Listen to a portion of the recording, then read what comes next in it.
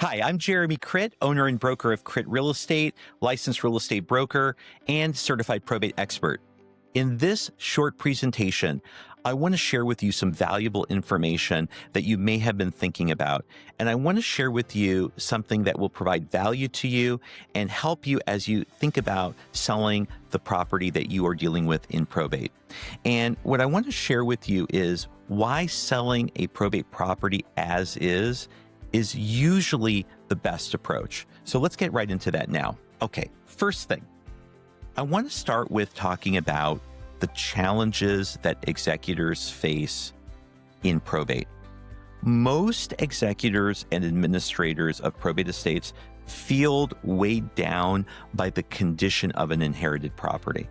The burden of potentially managing repairs, coordinating with contractors, and overseeing renovations, it can feel very overwhelming. But the thing is, many believe that these repairs or upgrades are required before listing a property for sale. But the fact is that these steps usually add stress, cost, and delays with very little upside for the estate. Now, let's talk a little bit about why as-is works better. So first is estate protection. Now, selling the house as is eliminates the risk of having contractors come in, not reliably doing things, and potentially draining money from the estate. So some estates have a lot of liquid cash, a lot don't. In fact, the house in the estate usually represents the majority of the value of the estate.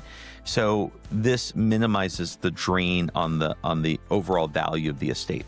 The second thing is speed. By selling the property as is, it allows you to move forward immediately without waiting for repairs or improvements. But more importantly, selling as is likely to be way more profitable. There's no increase in cost without profitability. And let's define what selling as is actually means. Selling as is means the property is being marketed exactly as it stands. No repairs, no upgrades, no projects, no treatments. This approach keeps the process simple and efficient. Now, the number one thing to keep in mind is that if you're looking at residential real estate, you're unlikely to meaningfully do anything to a property for less than $5,000. I can't think of actually in my mind right now anything for a normal size house that you can do that would be something I would truly notice and that would be durable for less than $5,000. So you can see the cost to do something that would be significant would be significantly expensive. And the other thing is that virtually anything you could do would have less than 100% return on investment. So anything short of a total complete renovation of a property, which may or may not be a profitable venture, it's likely to have less than 100% return. So the thing is that you have to really think about what you're doing. Now, a lot of investors who approach probate executors and administrators will use this as a tactic to get them to sell to them directly. Now, of course, they will buy it at a very steep discount, at such a discount that even when you factor in what it would cost to sell it on the open market as is, when you factor all of that in, you'd still be losing money. So they'll often say, hey, look, you don't need to make any repairs. This house has a lot of work, right? Sell it to me, I'll take it as is. The fact is, you can sell it as is on the open market and get way more money. Okay. Now, here's the other thing I want to share with you, something that you may not have thought about. Small fixes can very frequently become much larger projects.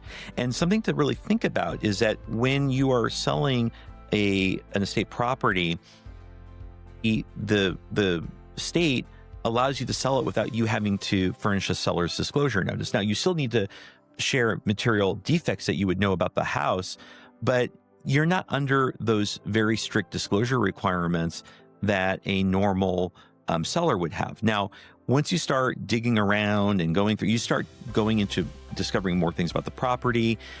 Maybe you discover things that now you're like, okay, now I got to fix that. Now I got to fix this. So you're potentially creating a much larger project.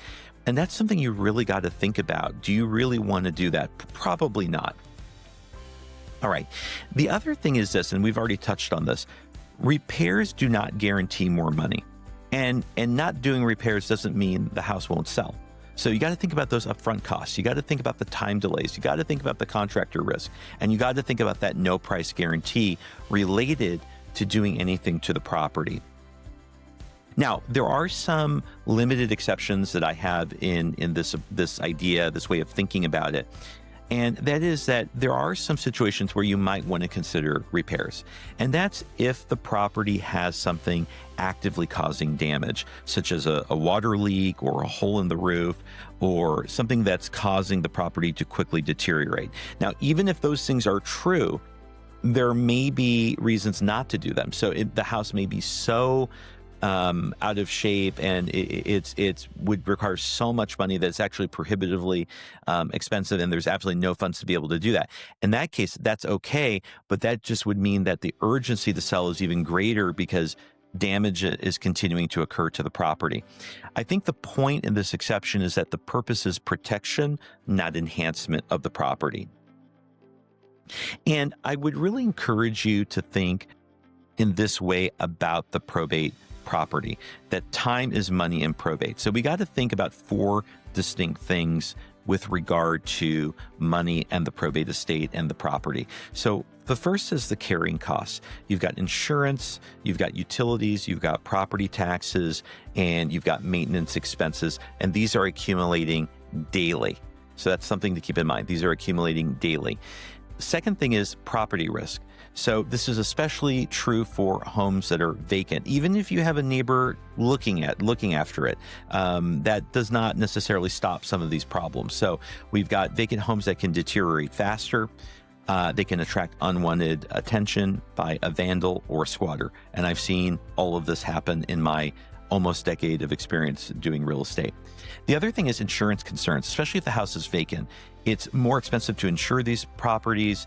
And if the house is deteriorating, there could be insurance concerns as well. So that's a big thing. And you definitely want to have insurance on the property. If you don't have insurance on the property now, you should absolutely be actively trying to get insurance on the property because anything can happen. The house could burn down, etc.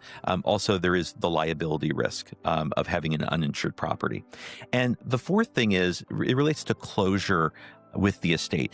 Every estate is looking for closure, and closure means that all of the affairs of the estate have been handled, they've been settled, and any value that was within the estate, whether it's bank accounts or stocks, securities, and of course the real estate, which usually comprises of the majority of the value of the estate.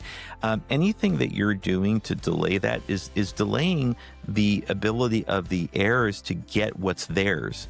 And if you cannot assure that your delays maximize return for those people, then really what you're doing is you're delaying what's rightfully theirs, and you're potentially losing money by not acting quickly. And another thing that you should consider is that there is a thing here that is a little bit counterintuitive to a lot of the people that I speak with, and that is that if you look down here, you see 85%. Most buyers prefer to customize improvements to themselves rather than pay a premium for someone else's choices, which essentially is what you're doing when you're making improvements to the probate estate's property. Now, the other thing is that when you're selling as is, as I mentioned before, you have no upfront investments that you're making.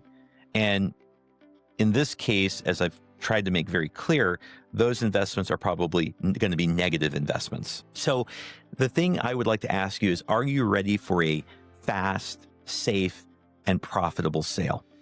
We want to move forward immediately without repair delays. We want to be safe, avoid contractor and project risk entirely. And we want to sell profitably. That's the key, right? We want to sell profitably. We want to find that one buyer on planet Earth willing to pay more for this property than any other buyer. That's my job, and that's what I try to deliver and do deliver on. And we want to do that through a very competitive bidding process where every buyer has an opportunity to make an offer and potentially offer more for the property than they would otherwise.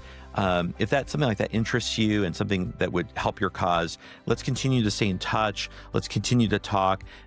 You may be towards the end of getting everything finalized so that you can sell and you're ready to go. Wonderful. Let's talk about that.